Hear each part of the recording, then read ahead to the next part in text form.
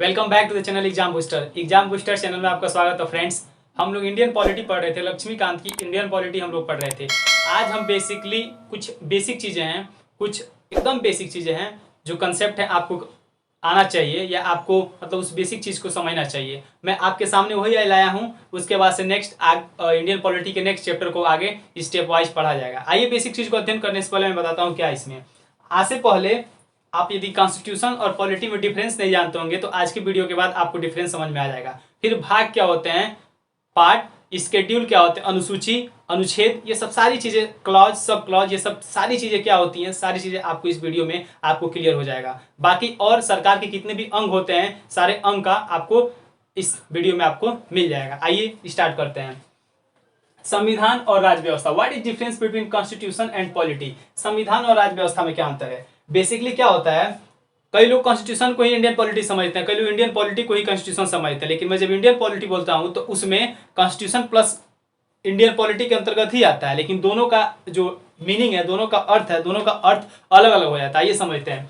संविधान क्या होता है, कॉन्स्टिट्यूशन क्या होते हैं, ये प्रावधानों का, संविधान प्रावधानों का संग्रह होता है जिसके आधार पर किसी देश का शासन चलाया जाता है। यानी संविधान समझिए एक कानून, एक नियम, कानून और नियम का एक बहुत बड़ा उसमें संग्रह रहता है। यानी ये दो या दो से अधिक बहुत सारे उसमें कानून और नियम के उसमें आपके नियम और कानून उस बुक में लिखे रहेंगे और ये नियम और कानून के द्वारा आप किसी भी देश का शासन चला सकते हैं। जैसे मान लीजिए किसी भी स्कूल में आप पढ़ते हैं, किसी भी कॉलेज में पढ़ते हैं, किसी भी यूनिवर्सिटीज़ में आप जाते हैं तो वहाँ पे कुछ चीज़ें होती हैं जो आपको फॉलो करना होता है। जैसे कॉलेज में जा रहे हैं तो कॉलेज का आपको ड्रेस पहन के जाना होगा, या 9:30 बजे के आसपास आपको स्कूल चले जाना होगा, या फिर शाम को कितने बजे छूटना, ये सारी चीज़ें डिसिप्लिन है। और उसके साथ साथ स्कूल के ये कुछ रूल्स एंड रेगुलेशंस है, कुछ स्कूल के नियम और कानून है जो आपको एडमिशन लेने के बाद आपको बता दिया जाता है, नहीं तो आपको क्लास टीचर आपको बता देते हैं। यानी उसी के अकॉर्डिंग आपको चलना होता है। यानी आपका स्कूल जो है एक बेसिक रूल पे चल रहा है, जो बेसिक रूल आपके प्रिंसिपल बनाए होंगे या आपके मैनेजर बनाए होंगे।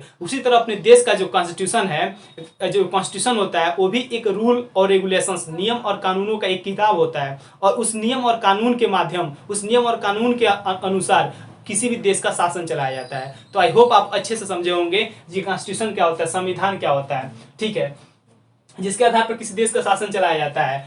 और संविधान शक्ति का मानचित्र है। एक बहुत बड़े राजनीतिज्ञ हैं और बहुत बड़े मान लीजिए विद्वान है, वो बोलते हैं संविधान शक्ति का मानचित्र है, मैप है। मतलब संविधान यानी constitution is the map of power, power का मतलब मैप है, शक्ति का मानचित्र है। मानचित्र मीन्स क्या होता है, अगर मैं कहूँ भारत का मानचित्र ये है, मैं हर वीडियो में आपको दिखाता हूँ, भारत का मानचित्र ये है, यानी भारत का इंटरनेशनल बॉर्डर लाइन वो है, ठीक है। और उसके अंदर भारत की सारी चीजें हैं, नॉर्थ साउथ ईस्ट वेस्ट जितनी भी भारत में चीजें इंक्लूड है, चाहे नेचुरल हो या चाहे आर्टिफिशियल, सारी चीज उसमें इंक्लूड है। यानी भारत की जो बॉर्डर लाइन है, जो भारत का मैप है, उससे आप बाहर नहीं जा सकते हैं। यदि भारतीय हैं तो आपके जितने भी नियम कानून होंगे उस भारत के अंतर्गत ही रहते हैं। यानी मैप से आपको एक देश का ओवरऑल जानकारी मिल जाता है। उसी प्रकार संविधान भी शक्ति का मानचित्र होता है। मतलब जो संविधान जब आप पढ़ेंगे तो वहाँ के जो गवर्नमेंट रहेंगी उसको आप इजीली समझ जाएंगे, उसकी शक्ति क्या होती है। तो वही एक प्रकार का मानचित्र होता है। आइए देखते हैं ये शक्ति क्या होती है, किसकी शक्ति के बारे में संविधान में दिया होता है। जाहिर सी बात है, हम शक्ति के बारे में बात करते हैं, पावर के बारे में बात करते हैं, तो संविधान में किसके पावर के बारे में बात किया जाता है। जी हाँ, संविधान में सरकार की शक्ति के बारे में बात किया जाती है। सरकार का पावर कहाँ तक है, सरकार की शक्तियां कहाँ तक है, सरकार की शक्तियां किस किस पे लागू होती है, और सरकार की शक्तियां किस किस रीजन तक, किस किस क्षेत्र तक लागू होती है। सरकार की शक्ति, संविधान शक्ति का मानचित्र है। कौन सी शक्ति, सरकार की शक्ति। केंद्र राज्य के बीच की शक्ति, शक्तियों का भी बंटवारा हुआ है अपने देश में, केंद्र और राज्यों के बीच शक्तियों का बंटवारा हुआ है। तो उस संविधान में केंद्र और राज्य के बीच शक्तियों का भी जिक्र किया गया है, इसलिए तो मैं मानचित्र बोल रहा हूँ। यानी शक्ति है इस मानचित्र में, मतलब क्या, संविधान एक मानचित्र है, शक्ति का मानचित्र है। यानी सरकार की शक्ति और केंद्र राज्य के बीच की शक्ति इस संविधान में दिया है। और उसके साथ साथ जनता की शक्ति अधिकार के रूप में दिया गया। जी हाँ, आप जानते हो केवल सरकार को ही शक्ति होती है, केवल स्टेट गवर्नमेंट को, केवल सेंट्रल गवर्नमेंट को भी शक्ति होती है। नहीं, सेंट्रल गवर्नमेंट स्टेट गवर्नमेंट से बड़ा शक्ति भारतीय नागरिक, इंडियन सिटीजन के पास होती है। वो शक्ति है फंडामेंटल राइट, मौलिक अधिकार के रूप में हमको और आपको वो शक्ति मिली है। यदि कोई गवर्नमेंट और यदि कोई बॉडी है प्राइवेट और उसके बाद से गवर्नमेंटल कोई भी बॉडी है, अगर हमारे साथ कुछ भी फंडामेंटल राइट, हमारे फंडामेंटल राइट मौलिक अधिकार क्या होंगे, मैं आने वाले आपको नेक्स्ट लेक्चर में आपको बता दूंगा फंडामेंटल राइट्स क्या होते हैं। बस बेसिकली आप समझ लीजिए, फंडामेंटल राइट्स मौलिक अधिकार वे अधिकार होते हैं जिससे इंसान का पूरा मानसिक, बौद्धिक, सामाजिक, आर्थिक सारी विकास आपके फंडामेंटल राइट पे ही डिपेंड करती है। आपके मौलिक अधिकार से ही आपके पूरे व्यक्तित्व, आपके लाइफ स्टाइल, आपके जीवन, आपके आर्थिक हर चीज डिसाइड होता है। तो इसमें बोल रहा है जनता की शक्ति का अधिकार, यानी हमारी जो शक्ति है, जो भारत के जितने भी नागरिक हैं 18+ है, जो 18 साल से ज़्यादा हैं, उनके शक्ति का भी अधिकार हमारे कॉन्स्टिट्यूशन में लिखित है, हमारे कॉन्स्टिट्यूशन में लिखा गया है। तो आप समझ गए होंगे कॉन्स्टिट्यूशन क्या है। कॉन्स्टिट्यूशन एक प्रावधान का बुक्स है, ठीक है, रूल एंड रेगुलेशंस का वो कलेक्शन है, और वही रूल एंड रेगुलेशन के अकॉर्डिंग किसी भी देश का प्रशासन, किसी भी देश का शासन रूल चलाया जाता है, किसी भी देश के शासन को चलाया जाता है, ठीक है। और उसमें लिखा क्या होता है, बेसिकली उसमें शक्ति के बारे में लिखा होता है, सरकार की शक्ति के बारे में लिखा गया होता है, केंद्र राज्य की शक्ति के बारे में लिखा गया होता है, जनता की शक्ति के बारे में लिखा गया होता है। आई होप ये वाला टॉपिक आपको समझ में आया होगा बेहतरीन तरीके से। अब होता है राज्य व्यवस्था। अब होता है राज्य व्यवस्था। राज्य व्यवस्था समझने से पहले मैं आपको एक बेसिक एग्जांपल देता हूँ। जैसे मान लीजिए आपके स्कूल में कोई नियम प्रिंसिपल सर बना दिए, कोई मैनेजर आपके हैं, प्रबंधक आपका कोई रूल बना दिए, कोई नियम बना दिए, जो मान लीजिए 9:30 बजे से जितने बच्चे आ रहे हैं उनको स्कूल से बाहर कर दिया जाएगा या क्लास में एंट्री नहीं होगा। अब बाय द वे मान लीजिए किसी दिन या एक महीने में कम से कम 20 दिन के आसपास 80% बच्चे 9:30 बजे के बाद आ गए, या एक ही दिन कोई बच्चे 80% से ज़्यादा बच्चे 9:30 बजे के बाद आ गए। तो अगर 9:30 बजे से बाद आ गए तो नियम तो यही है, सबको बाहर निकाल दीजिए। यानी 80% बच्चों को उस दिन मैं क्लास से बाहर कर दूंगा, यानी बच्चे 20% बच्चों को सारे टीचर मिलकर पढ़ाएंगे। तो क्या उतने बच्चों को घर वापस भेजना क्या सही है?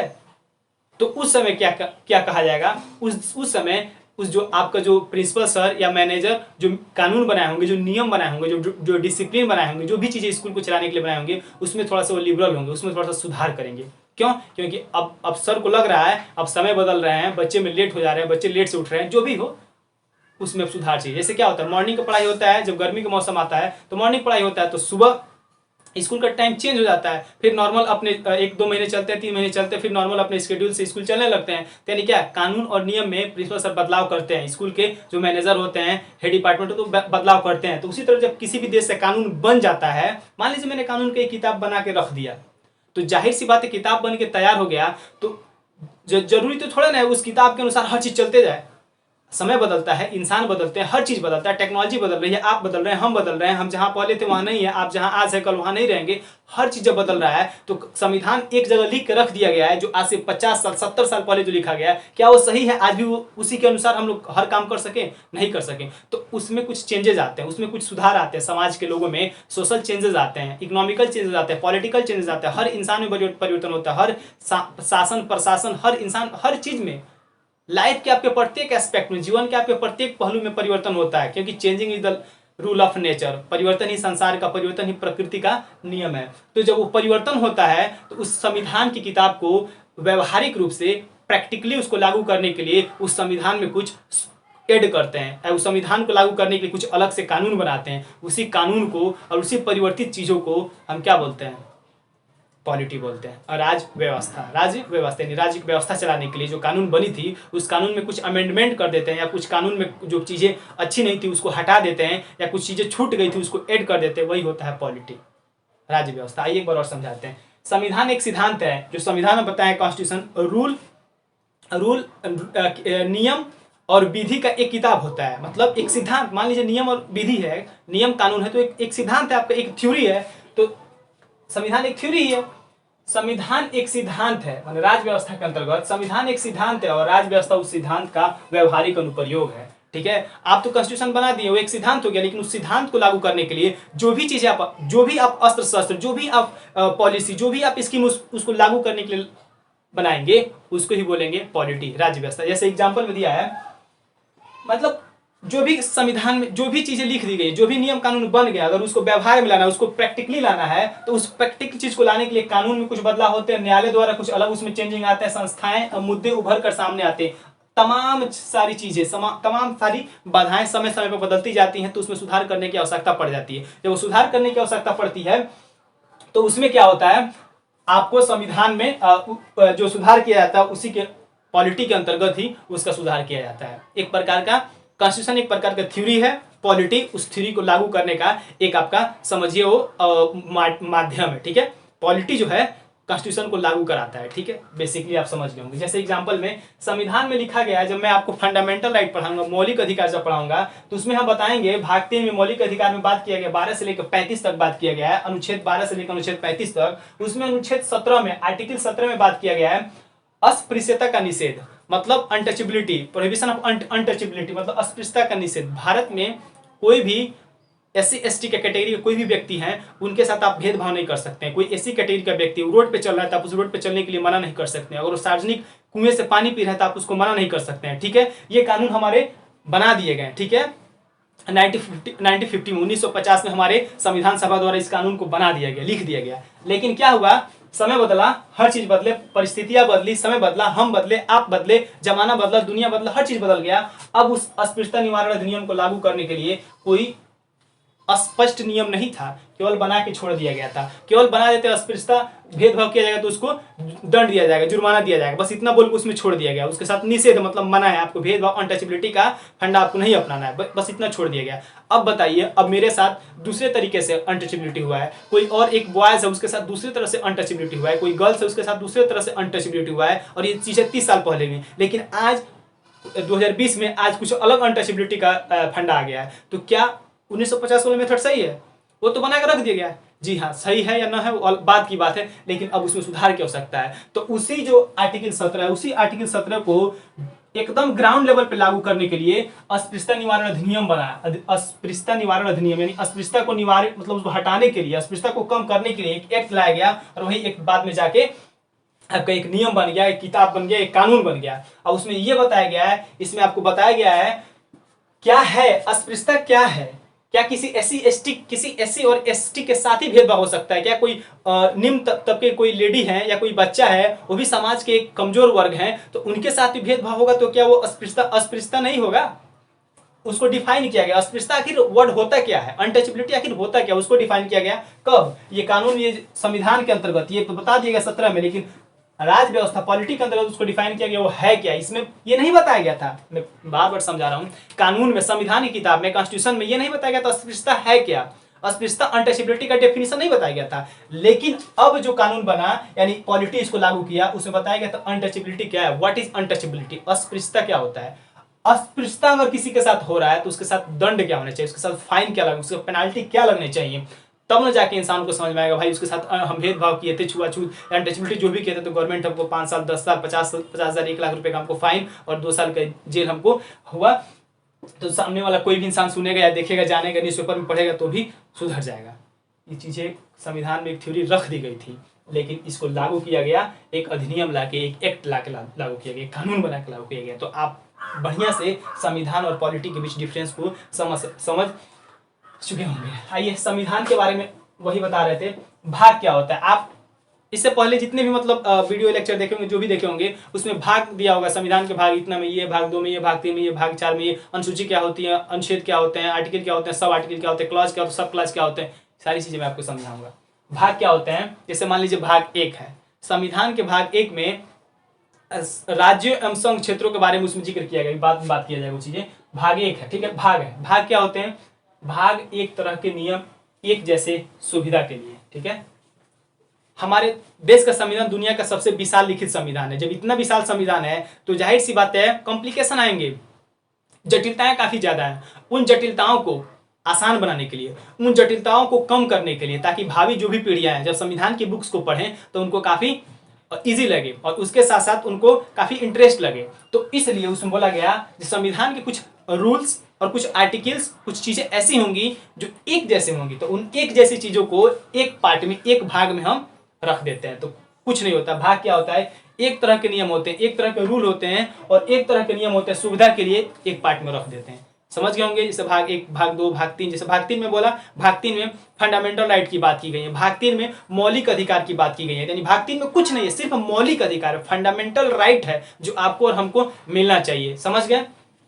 समझ गए। और उसी भाग में अध्याय बांट दिया गया। मान लीजिए 12 से लेकर 35 तक है, अभी तो छोटा है, बहुत छोटा है तो इस अध्याय नहीं बांटा गया है, लेकिन बहुत बड़ा हो जाए, मान लीजिए 200 100 या 50 60 आर्टिकल हो जाए, तो उसमें भी भाग को अंदर अध्याय करके चैप्टर करके उसमें डिवाइड कर दिया था। ठीक है, अब उस चैप्टर के अंतर्गत भी अनुच्छेद बना दिया था, चैप्टर के अंतर्गत भी अनुच्छेद बनाते हैं। जैसे मान लीजिए इतना बड़ा भवन है, इतना बड़ा बिल्डिंग है, तो इतना बड़ा बिल्डिंग के लिए एक ईंट से तो उतना बड़ा बिल्डिंग बनाएंगे नहीं, उसको उसके लिए एक एक ईंट इकट्ठा करेंगे, एक एक ईंट जोड़ेंगे, एक एक ईंट जोड़ेंगे, तब जाके बनेगा। तो समझिए ये पूरा संविधान है। ठीक है, ये संविधान है। और मान लीजिए अगर ये घर का दरवाजा है, दरवाजा एक प्रकार का भाग है, और दरवाजा से इंटर कीजिएगा तो अंदर जो भी चीजें देखिएगा छोटी से छोटी, उसे हम आर्टिकल बोलते हैं, उसे हम आर्टिकल बोलते हैं। तो ये रहा आर्टिकल। अब मान लीजिए समय बदल रहा है, अब आर्टिकल के अंदर भी उस समय अनुसार समय जब परिवर्तन हो गया, तो उस आर्टिकल के अंतर्गत ही कोई परिवर्तन करना है, तो उस आर्टिकल के अंदर ही हम एक क्लॉज जोड़ देंगे। 19 आर्टिकल 19 है, तो आर्टिकल 19 के अंतर्गत एक नया मुद्दा आ गया, तो हम 19(1) जोड़ दिए। अब फिर भाई उसमें भी बदलाव करना है, कुछ और नया चीज जुड़ गया,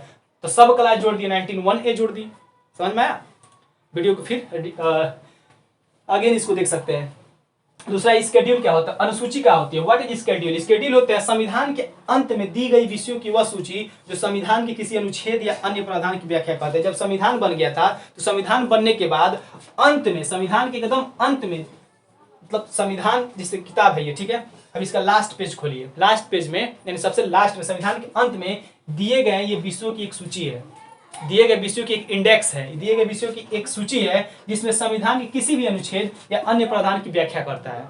मतलब उस शेड्यूल के माध्यम से, संविधान के अंत में लिखा गया अनुसूची के माध्यम से, जो किसी भी अनुच्छेद और किसी भी प्रावधान का वो व्याख्या करता है। जैसे शेड्यूल 1 में क्या, शेड्यूल फर्स्ट में क्या कहता है, भारत के संघ राज्य का जिक्र करता है। अनुच्छेद 2 में क्या कहता है, मतलब जितने भी हमारे सर्वोच्च न्यायालय के न्यायाधीश, लोकसभा के स्पीकर, उच्च न्यायालय के न्यायाधीश, ये लोग जितने लोग, उनके वेतन और भत्ते की बात करता है। फिर अनुसूची 3 में क्या करता है, अनुसूची 3 में शपथ और शपथ से रिलेटेड बात करता है। अनुसूची 4 में क्या है, क्या बोलते हैं, असम, त्रिपुरा, मेघालय और अनुसूचित जाति, क्या बोलते हैं वो आपके अनुसूचित जाति जनजाति वाला एरिया जो होता है, उनके बारे में, जनजातियों के एरिया के नियंत्रण और प्रशासन के बारे में जिक्र करता है। इसी तरह सब शेड्यूल बांटा गया, यानी संविधान के अंदर विषयों को, एक विषय की सूची होती है जो संविधान के किसी भी अनुच्छेद और अन्य प्रावधान की व्याख्या करता है। तो ये रहा आज के टॉपिक में संविधान में और पॉलिटी में डिफरेंस मैंने आपको बताया, काफी ईजी मेथड से। ठीक है, भाग क्या होता है, व्हाट इज पार्ट, मैंने ऑलरेडी आपको डिस्कस कर दिया। आर्टिकल क्या होते हैं, आर्टिकल के अंतर्गत क्लास क्या होते हैं, उसके अंतर्गत सब क्लास क्या होते हैं, मैंने आपको बता दिया। अभी मतलब नेक्स्ट वीडियो में आपको मैं प्रोवाइड कराऊंगा, उसमें गवर्नमेंट क्या होती है। ठीक है, गवर्नमेंट का मतलब गवर्नमेंट कितने रूप होते हैं, गवर्नमेंट में कौन कौन इंक्लूड होता है, और कौन सी गवर्नमेंट, मतलब गवर्नमेंट के जो पार्ट होते हैं, एक होते हैं परमानेंट पार्ट, एक होते हैं टेम्पररी पार्ट। मतलब परमानेंट जो हमेशा एक बार जॉब में हो गए, जैसे मान लीजिए IAS वाले हो गए, तो एक बार 65 साल रिटायर्ड तक हो रहते हैं, लेकिन वही प्रशासन चलाने के लिए 5 साल के लिए मिनिस्टर होते हैं, तो टेम्पररी होते हैं 5 साल के लिए, उसके बाद हट के फिर दूसरा बनता है। तो ये चीज़ें अगले वाले तुरंत नेक्स्ट वीडियो में एक ही साथ में आपको दे दूंगा। चलिए, अगर वीडियो अच्छा लगे तो चैनल को लाइक करें, शेयर करें, सब्सक्राइब करें और वीडियो को पूरा देखें प्लीज़।